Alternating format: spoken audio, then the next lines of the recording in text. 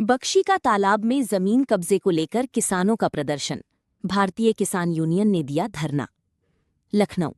बख्शी का तालाब क्षेत्र के ग्राम पहाड़पुर में भूमि विवाद को लेकर किसानों और कुछ दबंगों के बीच तनाव का मामला सामने आया है। किसानों का आरोप है कि उनकी भूमि को गलत तरीके से मृतक के नाम दर्शाकर कब्जाने का प्रयास किया जा रहा है। जब किसानों ने अपनी जमीन पर कब्जा लेने का प्रयास किया तो कुछ दबंगों द्वारा उनके साथ मारपीट और अभद्रता की गई, जिसमें कई लोगों को गंभीर चोटें आईं। घटना से आक्रोशित किसानों के समर्थन में भारतीय किसान यूनियन ने 15 जून से 20 जून तक धरना प्रदर्शन किया। किसानों का कहना है कि प्रशासन से कई बार शिकायत किए जाने के बावजूद उचित कार्रवाई नहीं हुई, जिसके चलते उन्हें आंदोलन का रास्ता अपनाना पड़ा। धरने का नेतृत्व भारतीय किसान यूनियन की प्रदेश अध्यक्ष कमलेश यादव ने किया। इस दौरान उन्होंने कहा कि किसानों का उत्पीड़न किसी भी कीमत पर बर्दाश्त नहीं किया जाएगा और दोषियों के खिलाफ निष्पक्ष जांच कर कठोर कार्रवाई की जानी चाहिए। धरना स्थल पर सीतापुर, लखीमपुर खीरी, बाराबंकी सहित विभिन्न जनपदों से किसान नेता और संगठन के पदाधिकारी पहुंचे तथा किसानों के समर्थन में आवाज बुलंद की। वक्ताओं ने प्रशासन से भूमि विवाद की निष्पक्ष जांच, दोषियों पर कार्रवाई तथा पीड़ित किसानों को न्याय दिलाने की मांग की।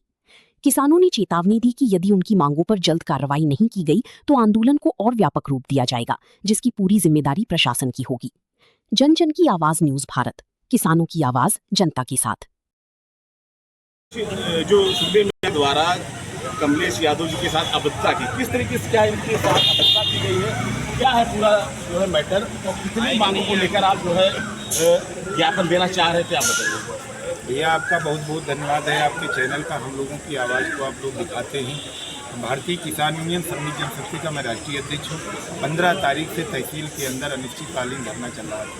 आज 20 तारीख को 3 दिन पहले हमने आह्वान किया था कि आज हम लोग वहाँ पर धरना प्रदर्शन करेंगे और संबंधित बड़े अधिकारियों को ज्ञापन देंगे, क्योंकि राजस्व की सबसे ज़्यादा बड़ी हमारी जो समस्याएं थी, चाहे वो तालाब की ज़मीन पट्टा हो, चाहे हमारे यहाँ पश्चिम की ज़मीन कब्जा हो, चाहे चारागाह की ज़मीन हो, चाहे कब्रिस्तान की ज़मीन हो, और चाहे एनडीए की ली गई भूमि को ज़बरदस्ती खनन और मिट्टी करवाया जा रहा हो, और गरीब किसानों के जो कोर्ट से आदेश हुए हैं, जैसे पिताजी खत्म हो गए, उनके नाम नामांतरण होना है, ऐसे तमाम मुद्दे हैं जिनको आज हम लोग 27 सूत्री ज्ञापन देना चाह रहे थे।